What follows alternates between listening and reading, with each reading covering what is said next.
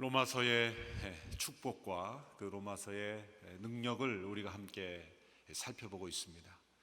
이 로마서의 말씀으로 인하여 여러분의 마음속에 기쁨이 온다면, 또 로마서의 말씀으로 인하여 여러분에게 능력이 임한다면 여러분은 확실하게 하나님의 백성입니다. 왜냐하면 논리로서 또 인간의 설명으로서 이 구원함과 생명이 얻어지는 것은 아니기 때문입니다. 사도 바울이 이 엄청난 구원에 관한 진리들을 어떻게 이렇게 설명할 수 있었을까? 그것은 인간의 철학이나 지혜나 논리로 이루어진 것이 결코 아닙니다. 이것은 실제이기 때문에, 체험해야 하기 때문에, 이것은 경험해야만 설명할 수 있는 것입니다. 그러므로 우리 모든 성도들이 이 말씀을 듣고 묵상하고 읽는 가운데 이 말씀이 살아있는 말씀으로 나에게 다가오는 것은 제가 설명을 잘해서가 아닙니다. 여러분들 안에 하나님의 생명이 있기 때문입니다. 여러분 안에 하나님의 구원이 이미 임했기 때문입니다. 거듭남이란 인간의 노력으로 얻어질 수 있는 것이 아닙니다. 내가 거듭났다라고 자각하는 그 순간, 또 내 안에 회개가 일어나는 그 순간, 이미 거듭남은 나에게 일어난 직후입니다. 그러므로 구원파라는 그런 이단이 말한 것처럼 내가 언제 거듭났는지 알 수 있느냐? 사실은 모릅니다. 내가 거듭났다라는 것을 자각하는 그 순간은 이미 거듭난 직후이기 때문에, 바로 직전에 거듭났는지 아니면 그 이전에 언제 거듭났는지, 거듭남은 인간의 노력이나 우리의 의식으로 이루어지는 것이 아니라 오직 성령으로 거듭나는 것이기 때문에, 바람이 어디서 와서 어디로 가는지 알지 못하는 것처럼 거듭남은 인간의 지혜와 철학으로 이루어지는 것이 아닙니다. 오직 성령의 임재하심으로 우리가 거듭나고, 그 거듭남으로 인해서 우리의 눈이 밝아지고 보게 되는 것입니다. 깨닫게 되는 것입니다. 그리고 그것을 누릴 수 있게 되는 것입니다. 그러므로 이 로마서의 말씀을 통해서 우리가 받은 그 놀라운 구원을 우리가 확인하고, 또 그 구원의 감격을 회복하고, 또 그 구원의 기쁨을 누리게 되는 것, 그리고 그 구원을 증거하는 삶을 살게 되는 것, 이것이 우리가 함께 로마서를 통해서 경험해야 할 진리인 것입니다. 어제 로마서 4장 말씀을 통해서 믿음으로 의롭게 된다는 것이 어떤 의미인지를 다윗과 아브라함의 인생을 통해서, 특별히 집중적으로 이 아브라함의 삶을 통해서 설명했습니다. 아브라함이 믿음으로 의롭게 된 것이 창세기 15장 6절에 나오는 것, 아브라함이 하나님을 온전히 믿지 못하고 불신앙 가운데 있을 때 하나님이 그 아브라함을 통해서 약속의 자녀를 주신다고 하셨지만 믿지 못했기 때문에 엘리에셀이라는 종을 양자로 드리겠다고 하나님 앞에 건의하는 그 순간에 하나님께서 그 아브라함에게 약속을 확인시켜 주시고, 그 마음속에 새싹처럼, 한 줄기 빛처럼, 어쩌면 아브라함도 아직 확신하지 못하는 그러한 아주 연약한 믿음, 최저의 믿음, 이 미니멈의 레벨의 믿음을 하나님이 보시고 의롭게 여기셨다. 그 믿음조차도 하나님이 주신 그 믿음이죠. 하나님께서 가르쳐 주신 믿음, 넣어주신 믿음, 덧입혀 주시는 믿음인데, 그 믿음을 의로 여기셨다. 그러므로 그 이후에 주어졌던 할례나 그 이후에 주어졌던 율법, 그 어떤 것과 상관없이 아브라함이 할례나 율법이 주어지지 않은 그 상태에서 믿음을 얻게 된다는 것은 유대인뿐만 아니라 할례나 율법이 없는 모든 사람들에게 동일하게 해당되는 것, 그것은 하나님의 약속을 믿고 받아들임을 의롭게 여기신다. 그러므로 예수 그리스도를 통해서 우리에게 주시는 약속이 있습니다. 예수님의 죽으심과 부활은 바로 우리의 의로움을 위해서 하나님이 주신 것이다 라는 이 새로운 약속, 이 약속을 믿음으로 받아들인다면 율법을 통해서 의롭게 되는 것이 아니라 하나님의 은혜로 믿음으로 말미암아 의롭게 된다는 것을 우리에게 가르쳐주고 있습니다. 그러므로 예수 그리스도를 믿는 모든 사람들은 아브라함의 자손이요, 또 아브라함에게 주신 그 약속과 축복을 동일하게 주신다라는 것입니다. 로마서 5장부터는 이제 그 믿음으로 의롭게 된 자들이 누리는 축복과 은혜를 더욱 상세하게 설명하고 있습니다. 이 의롭게 된다는 것이 어떤 뜻일까요? 초반부에 간략하게 설명했지만 좀 더 구체적으로 설명한다면 이 의라는 것, 헬라어로 디카요 슈네라고 하는 단어는 그 당시의 용어입니다. 그럼 오늘날에도 여전히 생각해 볼 수 있는 그러한 언어죠. 단어입니다. 두 가지 의미에서 이 의는 정의됩니다. 첫 번째는 이 공동체의 관계 속에서 요구되는 그러한 의무, 그러한 요구를 충족시키는 것, 이것이 의입니다. 예를 들어서 부모와 자녀와의 관계라고 본다면 자녀와 부모와의 관계의 의는 무엇입니까? 부모는 그 자녀를 책임지고 양육하고 돌볼 의무가 있는 것입니다. 의로운 부모란 야단치고 고함치는 부모가 아니라 사랑으로 잘 용납하고 섬기고 자녀를 사랑하고 책임지고 보호하는 부모가 의로운 부모인 것입니다. 의로운 자녀는 어떤 자녀입니까? 이렇게 생각해 보시죠. 유치원 다니는 자녀가 어느 날 부모님에게 와서 부모님, 아무래도 제가 돈을 벌러 나가야 될 것 같습니다. 부모님이 능력이 없으신 것처럼 보여서 열심히 일해서 부모님을 도와드려야 되겠습니다.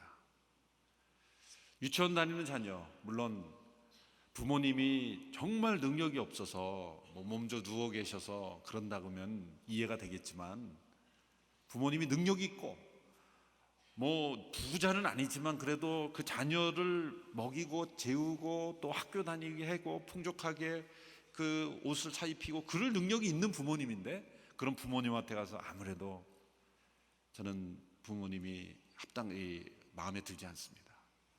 독립하겠습니다. 그런다면 불이한 겁니다. 유치원 때의 자녀의 의로움은 뭡니까? 뭐가 의로움입니까? 달라 그러는 겁니다. 무조건 아빠 엄마 사줘, 아빠 엄마 줘, 해줘. 의로움이에요. 어린 자녀들은 부모님을 전적으로 의지하는 게 의로움입니다. 그게 의로움이에요. 부모와 자녀와의 관계에 있어서 합당한 태도를 가지는 것, 올바른 관계를 가진 것. 그러나 장성하에서도 계속 그러면 어떻게 하겠습니까? 그 의로움이 아니에요. 이제 부모님은 연로하시고 힘드시면 자녀가 부모님을 섬기고 돌봐드리고 이제는 부모님께 무엇을 해드릴까 생각하는 것이 의로움인 것입니다. 이렇게 관계에 따라서 그 의로운 요구는 달라지는 것입니다. 또 그 상황에 따라서 달라지는 것입니다. 또 한 가지는 우리의 사회생활 속에서 언약의 관계에서 의로움, 직장 생활을 하면 그 직장과의 그 관계가 있습니다. 계약이 있습니다. 그 계약 관계 요구를 충족시켜주는 것, 의로움인 것입니다. 나는 의로운 백성이라고 생각하고 직장에서의 일은 팽개치고 나는 의로운 하나님의 백성이니까 교회 일에만 열심히 한다. 그 의롭지 못한 거예요. 의로움이란 직장에서의 요구를 충족시켜주는 거예요. 만족시켜주는 것입니다. 퇴근 시간만 되면 땡 하면은 출근하는 그러한 그 어떻게 보면 이기적인, 모두가 그 회사에서 그 요구되는 그러한 요구와 의무를 충족시킬 수 있는 그러한 의로운 직장인. 사회와 가정과 모든 공동체마다 그 의의 기준이 있어요. 그런데 하나님과 우리와의 관계에서 의로움, 그것은 전 천지를 창조하시고 인간을 창조하신 그 하나님 앞에서의 피조물로서의 의는 뭘까요? 그 하나님을 경외하고 순종하고 높여드리고 영광을 올려드리고 그 하나님께서 나를 창조하신 목적대로 살아가는 것, 그것이 의죠. 그러나 그 의로움 관계가 무너졌습니다. 인간이 불의함에 빠졌습니다. 죄로 말미암아 하나님께 순종해야 될 사람들이 하나님께 불순종하게 됐습니다. 하나님 앞에 진실하게 나아가야 할 존재들이 거짓을 말하게 되었습니다. 하나님을 기뻐하고 즐거워해야 될 존재들이 자기 자신을 기뻐하고 세상을 기뻐하게 되었습니다. 불의한 상태에 이르게 된 것입니다.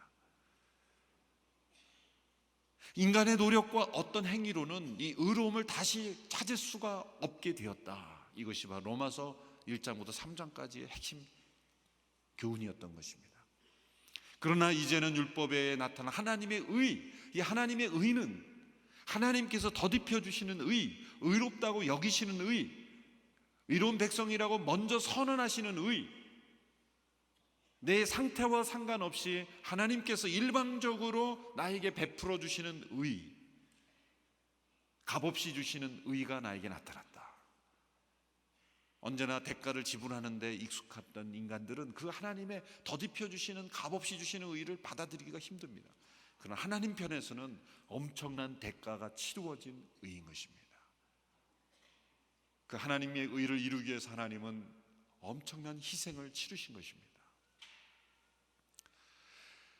따라서 우리가 예수 그리스도를 믿음으로 말미암아 얻는 하나님의 의가 우리에게 주어졌을 때 우리에게 어떠한 결과가 나타나는가, 그것이 로마서 5장부터 8장까지의 말씀인 것입니다. 정말 이 로마서 5장부터 8장까지의 이 말씀을 통하여 얼마나 많은 사람들이 변화가 됐고 구원의 진리를 깨닫고 그리고 그 하나님의 생명을 누렸는지 모릅니다. 저는 이 새벽에 잠시 드리는 짧은 이 말씀을 통해서뿐만 아니라 여러분이 이 40일 기간 동안에 이 로마서의 말씀을 깊이 묵상하고 되뇌이고 이 말씀을 붙잡고 기도함으로써 이 하나님의 구원을 깊이 체험하는 그런 기간이 될 수 있게 되기를 축원합니다. 로마서 8장까지의 이 구원의 진리를 믿음으로 말미암아 얻는 하나님의 의를 체험함으로써만 9장이 이해가 됩니다. 9장은 하나님의 선택과 섭리입니다. 예정이 나옵니다. 많은 사람들이 하나님의 예정을 오해하고 있어요. 이 하나님의 예정은 로마서 8장까지를 깨닫고 체험한 사람이 고백하는 신앙의 고백입니다. 사도 바울이 하나님께서 그리스도 안에서 나를 구원하신 사실을 깨닫고 난 뒤에 이러한 하나님의 그 구원의 계획은 언제부터 있었던 것인가? 창세 전부터 있었던 것이구나. 그리고 하나님께서 그리스도 안에서 나를 선택하신 것도 창세 이전부터, 나를 창조하시기 이전부터 하나님께서 나를 선택하셨구나 라는 신앙의 고백입니다. 예정은 신앙의 고백입니다. 그래서 이러한 8장까지를 체험해야만 9장 이후가 체험이 되고 깨달아지는 것이죠. 오늘 5장의 말씀을 통해서 보면 믿음으로 의롭게 된 자들에게 주시는 축복, 첫 번째는 하나님과 더불어 화평을 누리게 된다는 것입니다. 평화를 누리게 된다는 것입니다. 1절을 함께 읽겠습니다. 1절 말씀 시작. 그러므로 우리는 믿음으로 의롭다는 인정을 받아 우리 주 예수 그리스도로 인해 하나님과 더불어 화평을 누리고 있습니다. 믿음으로 의롭다는 인정을 받은 자들이 누리는 첫 번째 축복, 바로 하나님과 더불어 화평을 누린다는 것입니다. 여기 우리말 번역이 예수 그리스도로 인해라고 됐는데 사실 여기 인해라고 되는 건 다 말미암아라는 번역이 더 정확한 번역입니다. 예수 그리스도로 말미암아, 예수님과 우리와의 관계를 설명할 수 있는 많은 전치사들이 있지만 첫 번째 전치사는 예수 그리스도로 말미암아, through Christ, 통로가 되는 것입니다. 길이 되는 것입니다. 진리의 길, 생명의 길, 하나님과 우리 사이를 연결짓는 다리의 역할을 하시는 분이 바로 예수 그리스도이십니다. 자, 그리스도를 통해 우리가 하나님과 더불어 누리게 되는 것, 하나님과의 평화입니다. 평화 하늘 위에서 내려오네. 예수님이 말씀하셨습니다. 내가 주는 평화는 세상이 주는 것과 같지 않다. 요한복음 14장 27절의 말씀을 같이 읽겠습니다. 14장 20절 시작. 내가 너희에게 평안을 주고 간다. 곧 내 평안을 너희에게 준다. 내가 주는 평안은 세상이 주는 것과 같지 않다. 너희는 마음에 근심하지 말고 두려워하지 말라. 이 세상이 주는 평화는 힘을 가지고 억누르는 평화입니다. 한 나라가 다른 나라를 지배함으로써 그 평화를 준다고 말합니다. 아니면 한 나라가 다른 나라에 정복당함으로써 평화를 누리는 것입니다. 이 세상의 평화는 조약으로 이루어지는 것입니다. 무력이 있어야만 평화를 지킬 수 있다. 그런 내용들 신문 사설에서 많이 읽어봤지 않습니까? 힘이 있어야 평화를 지킨다. 세상의 평화는 힘이 있어야 만들어지는 평화입니다. 그 평화는 오래가지 못합니다. 그러나 하나님이 주시는 평화는 영원한 평화입니다. 여러분, 사도 바울이 쓴 그 서신서들을 다 보면 제일 초두의 1장 한 4절에서 5절 이내에 한번 유심히 보시면 항상 인사말을 이렇게 생각합니다. 이렇게 시작합니다. 하나님과 예수 그리스도로 말미암는 은혜와 평강이 너에게 있을지어다. 은혜와 평화가 너에게 있을지어다. 은혜와 평강을 항상 함께 붙여놓고 있습니다. 은혜로 말미암아 생긴 것이 평화입니다.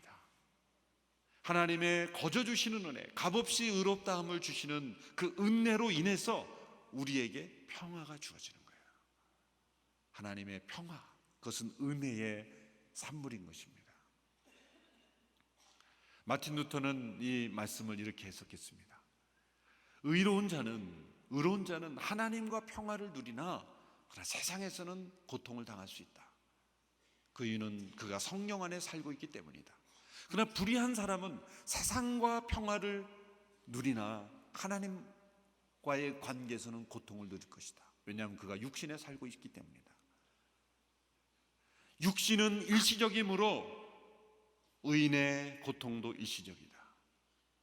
그러나 불의한 자의 평화도 일시적이다. 그러나 성령은 영원하시기 때문에 성령 안에 살고 있는 하나님과의 평화는 영원할 것이다. 그리고 하나님과의 평화는 영원하고 의로운 자의 고통도 영원할 것이다. 불의한 자의 고통도 영원할 것이다. 바로 이것이 우리에게 주시는 구원의 놀라운 은총인 것입니다. 여러분이 하나님과의 평화가 없는 사람은 늘 주변 사람들과의 관계에서 문제가 생깁니다. 가인이 왜 아벨을 죽였습니까? 왜 동생을 죽였습니까?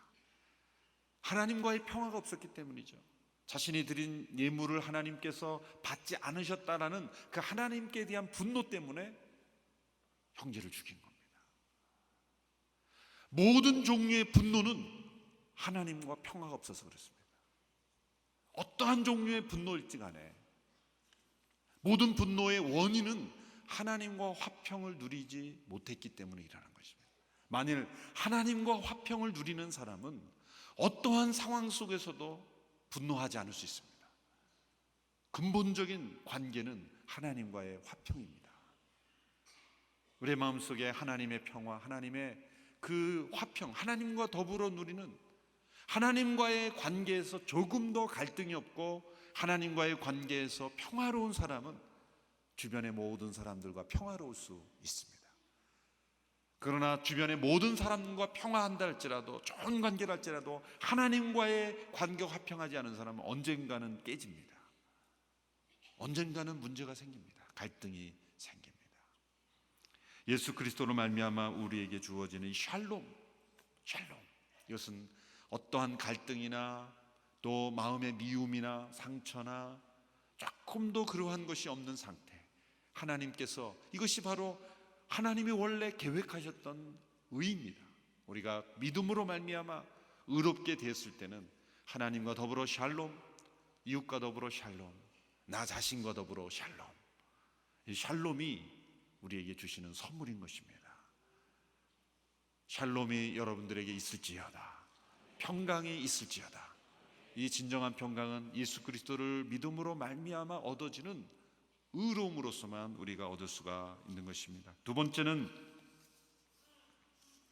하나님의 영광을 바라고 기뻐하는 것입니다. 2절의 말씀을 읽습니다. 시작. 또한 우리는 그분으로 인해 우리가 서 있는 은혜에 들어감을 얻었으며 하나님의 영광을 바라며 기뻐합니다. 3절. 뿐만 아니라 우리는 또한 환난 가운데서도 기뻐합니다. 거기까지 읽겠습니다. 하나님의 영광을 바라며 기뻐합니다. 첫째는 하나님과의 평화, 두 번째는 하나님의 영광을 기뻐하는 것입니다. 하나님의 영광을 바라고 기뻐한다는 건 무엇일까요? 기쁨의 내용이 하나님의 영광이라는 것입니다. 하나님께서 영광 받으시는 것을 기뻐한다는 것입니다. 그리고 그 하나님의 영광에 참여하는 것을 기뻐한다는 것입니다. 우리의 기쁨의 이유는 무엇일까요? 우리의 기쁨의 원인은 무엇입니까? 무엇을 기뻐하는지를 보면 그 사람의 영혼 속에 무엇이 담겨 있는지를 우리가 알 수가 있습니다. 내 영혼의 기쁨의 원인은 무엇인가? 믿음으로 말미암아 의롭게 된 자들은 늘 하나님의 영광을 바라며 기뻐하는 것입니다. 여러분, 세상의 쾌락과 하나님께서 주시는 기쁨을 어떻게 구별할 줄 아십니까? 세상의 쾌락은 항상 먼저 기뻐하고 나중에 대가를 치릅니다. 대가를 언제 치르는가를 보면 알 수 있어요. 그러나 하나님이 주신 기쁨은 언제나 대가를 먼저 치릅니다. 그리고 나중에 기쁨이 찾아오는 것이에요. 세상의 쾌락은 어떠한 고난과 환난도 없어야 기뻐할 수 있다고 말합니다. 그러나 하나님 주신 기쁨은 어떠한 환난과 고난 속에서도 기뻐할 수 있게 됩니다. 오늘 말씀에 환난 가운데서도 기뻐합니다. 진정한 기쁨은 환난이 앗아갈 수 없는 기쁨입니다. 상황이 무너뜨릴 수 없는 기쁨입니다. 그 환난을 통과함으로써 얻어지는 유익을 알기 때문입니다. 그 환난은 무엇을 만들어냅니까? 인내를 만들어냅니다. 그리고 그 인내는 소망을 만들어냅니다. 그 인내와 소망이 우리에게 주어졌다는 것을 알기 때문에 기뻐할 수가 있는 것입니다. 하박국 선지자는 무화과 나무 열매가 없고 포도나무에 소출이 없고 외양간에 양이 없을지라도 나는 무엇으로 인하여 즐거워하며 여호와로 인하여 즐거워하며 구원의 하나님으로 인하여 기뻐하리로다. 그 말씀은 곧 하나님의 심판이 임했다는 것입니다. 하나님의 심판이 임했으니 소출이 없고 열매가 없고 그리고 양이 없습니다. 그 하나님께서 저주하시고 심판하시는 상황 속에서도 우리가 기뻐할 수 있는 분은 하나님이신 것입니다. 하나님의 영광을 바라고 기뻐하는 사람, 이것이 바로 세상이 감당치 못할 사람입니다. 여러분, 기쁨의 원인이 하나님의 영광이 될 수 있게 되기를 축원합니다.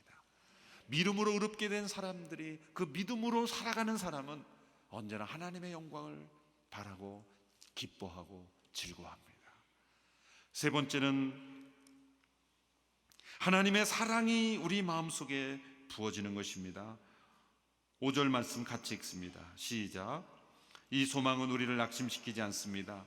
하나님께서 우리에게 주신 성령으로 인해 그분의 사랑을 우리의 마음에 부어주셨기 때문입니다. 첫째는 하나님과 더불어 평안을 누리는 것이고, 두 번째는 하나님의 영광을 기뻐하는 것이고, 세 번째는 하나님의 사랑이 마음속에 부어지는 것입니다. 이 부어진다는 것이 중요합니다. 하나님의 사랑이 우리 마음속에 있다 정도가 아니라 부어지는 것입니다. 흠뻑 젖는 것입니다. 부어지면 넘치게 되는 것입니다. 성령께서 하나님의 사랑이 우리 마음속에 부어지도록 역사하시는 것입니다. 여러분이 부어진 하나님의 사랑을 경험하셨습니까? 감당할 수 없는 하나님의 사랑, 내 마음속에 차고 넘치는 하나님의 사랑, 이 마음속에 하나님의 사랑이 부어지는 거예요. 믿음으로 의롭게 된 자, 우리가 믿음으로 의롭게 됐다는 사실을 믿고 의지하고 믿음으로 날마다 믿음에서 믿음으로 살아가는 사람은 날마다 하나님의 사랑이 우리 마음속에 부어지는 것입니다. 여러분, 사랑이 얼마나 큰가를 측정할 수 있는 그런 기준이 세 가지가 있습니다. 첫 번째는 그 사랑을 위해서 얼마나 큰 대가를 치루었는가, 얼마나 큰 대가를 치루었는가, 사랑하는 사람을 위하여 얼마나 값진 대가를 치루었는가, 그것이 그 사랑이 얼마나 큰지를 보여주는 것입니다. 두 번째는 그 사랑을 받는 사람이 얼마나 받을 자격이 없는 사람인가. 받을 만한, 사랑받을 만한 사람에게 준 사랑은 그것도 사랑이지만, 그러나 그것은 악인들도 하는 사랑이라고 말씀하셨어요. 그러나 받을 자격이 없는 사람에게 주는 사랑이라면 그 사랑은 더 위대한 사랑이죠. 얼마나 받을 자격이 없는 사람인가. 우리가 가족을 사랑하고 내가 아는 사람을 사랑하는 것은 당연합니다. 그러나 내가 모르는 사람을 사랑한다면 그것은 더 훌륭한 사랑이겠죠. 그보다 더 큰 사랑은 무엇입니까? 원수를 사랑하는 사랑입니다. 물론 때로 자기 가장 가까이 있는 사람이 원수가 될 때도 있죠. 원수까지 사랑할 때, 받을 자격이 없는 사람에게 주어지는 사랑일 때, 그 사랑은 더 위대한 사랑. 마지막으로 세 번째 기준은 그 사랑이 과연 자발적으로 주어진 것이냐, 정말 진심으로 원하는 마음으로 주어지는 것이냐, 자발적인 것이냐. 우리를 사랑하신 하나님의 사랑을 여기에 대입해 보십시오. 우리를 사랑하시는 아버지의 사랑은 어떤 대가를 치렀습니까? 그 아들이라는 대가를 치르셨습니다. 하나님의 아들을 십자가에 못 박기까지 우리를 사랑하신 사랑, 그 사랑은 위대한 사랑입니다. 두 번째는 우리가 얼마나 받을 자격이 없는 상태였는가를 오늘 설명하고 있습니다. 6절부터 보면 반복해서 설명하는 단어가 우리가 어떠할 때라고 이렇게 설명하죠. 첫 번째 6절에는 어떻게 말씀합니까? 6절 시작. 우리가 아직 연약할 때 그리스도께서는 작정된 시기에 경건하지 않은 사람을 위해 죽으셨습니다. 우리가 아직 연약할 때, 여기에 밑줄을 쳐야 됩니다. 우리가 아직 연약할 때. 연약할 때라는 것은 우리가 하나님을 기쁘시게 하는 인생을 살려는 마음이 없을 때, 그런 능력이 없을 때. 또 두 번째는 8절에 우리가 아직 죄인 되었을 때 이렇게 말합니다. 8절 말씀 같이 읽습니다. 시작. 그러나 우리가 아직 죄인이었을 때 그리스도께서 우리를 위해 죽으심으로 하나님께서는 우리에 대한 그분의 사랑을 나타내셨습니다. 우리가 아직 죄인 되었을 때, 그것은 바로 하나님의 진노를 받아야 할 때라는 것이죠. 우리가 하나님의 진노와 심판을 받아야 할 그때에 그리스도께서 우리를 위해 죽으심으로 하나님께서 그 사랑을 나타내셨다. 세 번째, 우리가 어떤 때였습니까? 10절의 말씀 보십시오. 10절 같이 읽습니다. 시작. 우리가 하나님과 원수됐을 때 하나님의 아들이 죽으심으로 인해 그분과 화목하게 됐으니 화목하게 된 우리는 하나님의 생명으로 인해 확실히 구원을 받을 것입니다. 우리가 하나님과 원수 되었을 때, 첫째로 우리가 아직 연약할 때, 우리가 아직 죄인 되었을 때, 셋째로 우리가 하나님과 원수 됐을 때, 보다 적극적인 의미로 나아가고 있어요. 연약할 때보다도 원수 되었을 때보다 적극적인 하나님을 대적하는 상태죠. 하나님을 찾지도 않고 때로 하나님을 대적하고 있을 때, 하나님을 알고 싶지도 않아 할 때, 우리가 하나님을 멀리 할 때, 누가복음 15장에 아버지가 그 아들을 용서한 것은 아버지 집에 돌아왔을 때부터가 아니라 어쩌면 아버지께 분깃을 달라고 집을 나갈 때, 돌아오지 않고 있을 때, 이렇게 아버지 없이 사는 것이 나는 좋다라고 생각할 그때에, 아버지께로 올 마음이 없을 그때에, 아버지를 저주하고 원수같이 여길 그때에 주신 사랑이라는 거예요. 그 아들이 회개하고 돌아왔을 때 주신 사랑이 아니라는 거죠. 그 사랑의 타이밍이 중요한 것입니다. 사랑의 그 부어진 순간이 언제인가. 하나님이 우리를 사랑하실 때는 우리가 경건한 모습으로 예배할 때만이 아닙니다. 물론 하나님이 우리가 하나님 앞에 경건한 모습으로 예배할 때 얼마나 기뻐하시겠어요. 우리를 사랑하시겠어요. 말할 필요도 없는 거죠. 그러나 때로 우리 하나님을 멀리할 때, 예배당에 가기도 싫을 때, 이지훈 목사 얼굴이 보고 싶지 않을 때, 교회로부터 상처를 받고 떠나고 싶을 때, 세상이 좋아서 세상 한복판에 있을 때, 그때가 언제든지 간에 하나님은 우리의 인생의 그 밑바닥에 있을 때, 하나님을 대적하고 있을 때 그리스도께서 우리를 죽으셨다는 거예요. 그때가 바로 하나님의 사랑이 부어지는 때라는 거예요. 이 변치 않는 사랑, 자신을 배반한 자를 사랑하시는 사랑, 짝사랑보다 더 위대한 사랑은 자신을 배반한 자를 포기하지 않고 사랑하시는 그 사랑이에요. 하나님의 사랑은 우리가 연약할 때, 죄인 되었을 때, 그리고 원수 되었을 때 우리를 사랑하시는 그 사랑이에요. 이 사랑이 우리의 마음속에 부어질 때는 우리가 때로 하나님을 배반하고 싶고 하나님을 멀리하고 싶을 때에도 그 사랑의 물결이 우리를 사로잡는 것입니다. 여러분, 이 사랑이 우리의 마음속에 부어지는 역사가 성령으로 말미암아 있게 되기를 축원합니다. 성령님이 하시는 일이 바로 이 사랑을 우리 마음속에 부어주시는 것입니다. 그리고 놀랍게도 이 사랑은 자발적인 사랑이었습니다. 우리를 위하여 그리스도께서 스스로 자신의 목숨을 내어주신 것입니다. 그런데 이 모든 하나님의 사랑을 이룬 그리스도의 죽으심으로 인해가 반복되고 있습니다. 6절 마지막에도 경건하지 않은 사람을 위해 죽으셨습니다. 또 8절에도 우리가 아직 죄인 되었을 때에 그리스도께서 우리를 위해 죽으심으로, 또 10절에 우리가 하나님과 원수를 될 때 하나님의 아들이 죽으심으로 인해, 이 죽으심으로 인해라는 말은 더 정확하게 번역하면, 해설하면 예수님께서 우리를 대신하여 죽으심으로 인해. 창세기부터 요한계시록까지 성경 전체에 흐르고 있는 핵심 진리는 바로 인류를 대신하여, 나를 대신하여 죽으시는 분이 계시다는 거예요. 대신의 죽음, 대신 죽음, 이 대속입니다. 대속.